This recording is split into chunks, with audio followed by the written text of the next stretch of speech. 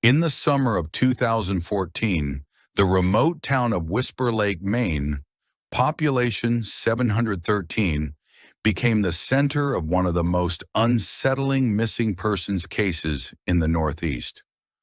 On July 19th, 24-year-old college student Erin Calloway vanished during what was supposed to be a quiet weekend at her family's lake house. She had arrived on Friday night alone. Her parents were on a trip to Nova Scotia. Her plan was to relax, finish a thesis chapter, and disconnect. She never left. The last confirmed sighting of Erin was at 6:42 p.m., captured on a gas station security camera 2 miles from the lake. She bought a bottle of water, trail mix, and a paperback mystery novel. She smiled at the clerk. She looked relaxed. 12 hours later, neighbors noticed her front door was wide open. Police arrived just after 7 a.m. The inside of the cabin was undisturbed. Her keys and wallet were on the table. Her phone was charging in the wall. The book she bought was open to page 12. A kettle on the stove had boiled dry. Her sandals were by the back porch. The dock out back led into calm, black water. But no Erin. The search began immediately. Dive teams were deployed. Dogs traced her scent to the dock, but not beyond. No signs of a fall, no blood, no drag marks. It was as if she had walked into the water and disappeared, except there were no ripples, no footprints, and no body. Detective Reuben Shaw of the Cumberland County Sheriff's Office took the case. He described it as the cleanest vanishing I've ever seen. He ordered a full forensic sweep. Nothing unusual, no fingerprints that didn't belong, no signs of forced entry, no unknown hairs or fibers. The only anomaly? The clock on the microwave blinked 3:33 a.m. No power outage was reported. By the end of July, the case had gone cold. Erin's family offered a $50,000 reward. National media covered the story, but no suspects, no leads. Then came the voicemail.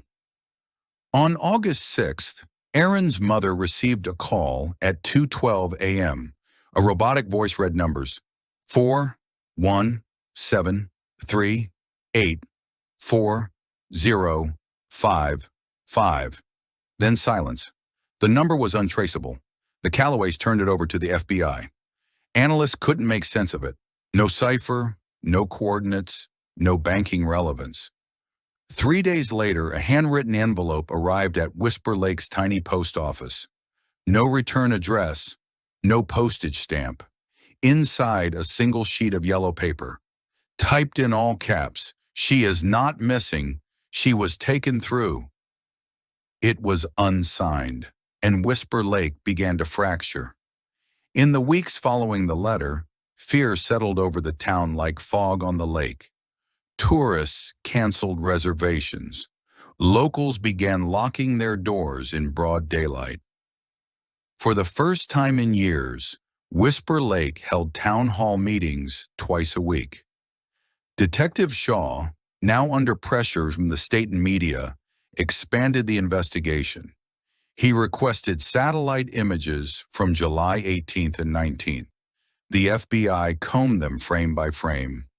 At 3:36 a.m., just 3 minutes after the microwave clock anomaly, a flash of white light was recorded, hovering over the lake for exactly 6 seconds. Not a plane, not lightning. Static. The satellite sensor temporarily distorted. For exactly 6 seconds, the data stream glitched. NASA called it an atmospheric flare. Shaw wasn't so sure. He began focusing on Erin's thesis, retrieved from her laptop. Its title, Thin Places, Folklore and the Architecture of the Liminal. It was a study of locations in myth and rural culture where the boundary between worlds was said to weaken. Caves, forests, bridges, bodies of water. One chapter in particular stood out, a local legend she had documented from Whisper Lake. It told of a woman named Liddy Harrow who drowned in the lake in 1892. Town records described her as a recluse, possibly mentally ill, but Erin had found a different story, passed down by oral history. According to three elderly residents she interviewed in 2012, Liddy had vanished for 3 days, then returned soaking wet, terrified, claiming she had seen the watchers beneath. She reportedly scratched numbers into her walls before walking back into the lake one final time. The numbers were never recorded, until now.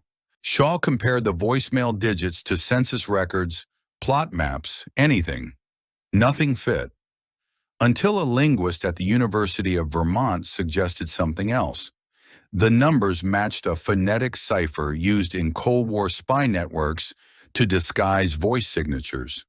When reversed and mapped to audio modulation, the tone pattern spelled a word: vessel.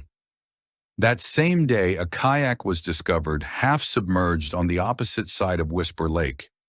Inside was a dry bag containing only 3 things: a photo of Erin, looking directly into the camera, a rock with a spiral etched into it, and a second note: "You found the first, the next one is listening." By mid-August, the case had entered a new phase. Locals began reporting strange sounds coming from the lake at night. Low, rhythmic vibrations, almost mechanical. Fishermen claimed their compasses spun erratically near the center. One teenager swore he saw a figure walking across the water just before dawn. Detective Shaw, normally skeptical, began logging the reports. He had the lake scanned using side-scan sonar. At a depth of 37 feet, they found an anomaly, a circular depression nearly 12 feet wide, with evenly spaced ridges. Divers were sent in. They returned pale and shaken, refusing to dive again. One of them, off record, told a reporter, "There's something under there, not a structure, not natural either, like a mouth. And it's warm." The dive was halted. The sonar files were marked restricted. Then came the third letter, delivered by hand, left at the sheriff's office front desk by a man no one remembered seeing. Inside, "The water remembers. She was open. She was marked. Listen at 3:33. Detective Shaw had Erin's voicemail inbox re-examined.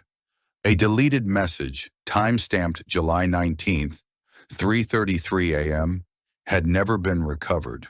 The backup file was corrupted, but a spectrograph revealed faint residual sound in the waveform, a single sustained low tone. One expert described it as not unlike infrasound, frequencies used in deep-sea communication by whales. Another called it a signal meant for someone else. The final known incident occurred on August 28th. 2 hikers discovered a set of footprints leading from the tree line to the edge of the lake. The prints were barefoot, small, matching Erin's size. They stopped at the waterline. Above them, carved into the bark of a birch tree, was a spiral, identical to the one on the stone. Below it, scratched in raw lettering, "The listening has begun." The FBI officially closed the case in October, but Whisper Lake never forgot. And to this day, every year on July 19th at 3:33 a.m., the lake surface distorts. The air changes. And if you listen carefully, some say, you can still hear her breathing beneath the water. In 2023, a group of amateur paranormal investigators documented their overnight stay at the now abandoned Calloway Lake House. The footage posted to a video platform showed little at first, static shots, quiet interviews. But at exactly 3:33 a.m., their camera caught a single frame of something in the hallway mirror. A pale face, wet hair, eyes open wide. When they played the audio back, a low hum, almost a breath, emerged in the background. It wasn't heard during filming. The clip went viral. The house was condemned. Detective Reuben Shaw, now retired and living in Oregon, was asked about it in a rare interview. He only said she was never missing. Not really. She just crossed into somewhere we don't understand, and it called others to follow. As of today, 3 other disappearances have been reported near Whisper Lake. No bodies, only spirals.